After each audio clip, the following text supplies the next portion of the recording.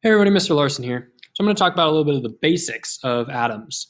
So you've already done a few gizmos, just kind of going through the different basics, but this is basically a review of what you've learned about this week. So an atom. Let's start this presentation.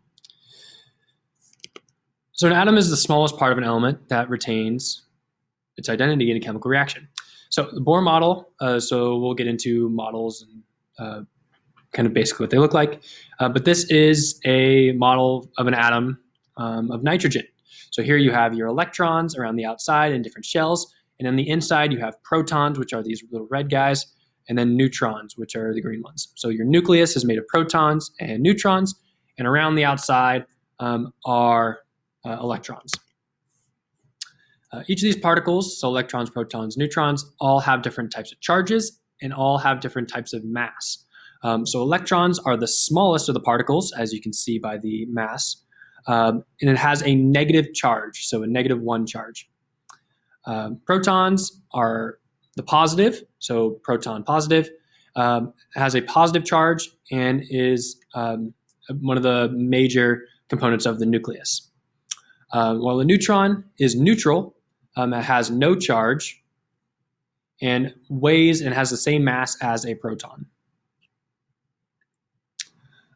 So the size difference between the nucleus and the electrons and kind of the distance between these two. So if an atom were the size of Qualcomm Stadium, or SDCCU as it is referred to now, nucleus would be the size of the marble on the 50-yard line. So the entire seating would basically be considered the rings around the nucleus. So an atom is mostly made up of empty space with that nucleus in the middle. So in our instance, that marble on the 50-yard line would be the nucleus. The rest of the stadium would be that empty space around the nucleus where the electrons are found.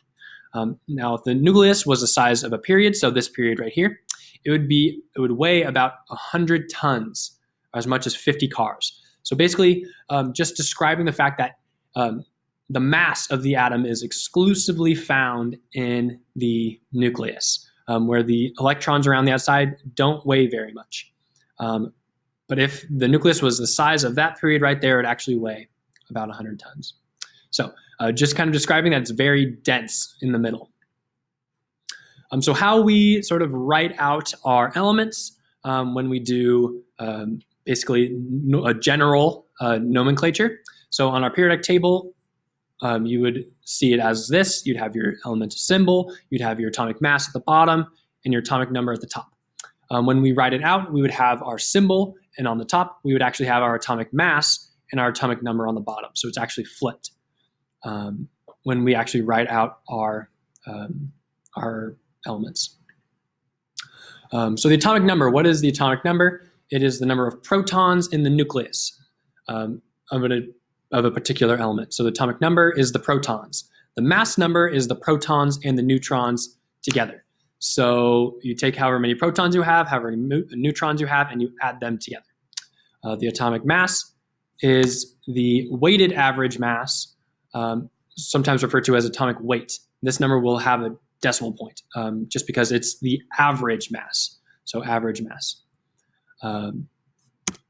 The atomic mass unit is the mass of an atom as measured compared to the relative standard of carbon-12. So carbon-12 is the most prevalent element in the world in this universe. So everything is kind of referenced around that. So 1 AMU is 1/12 the mass of carbon-12.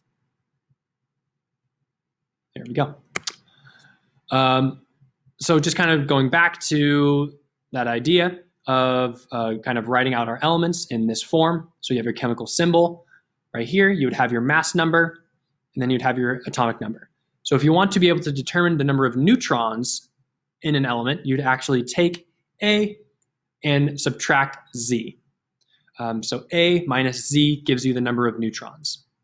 Since the mass number is the protons plus the neutrons, if you take away the atomic number, which is the number of protons, it leaves you with the number of neutrons. So those are the basics for an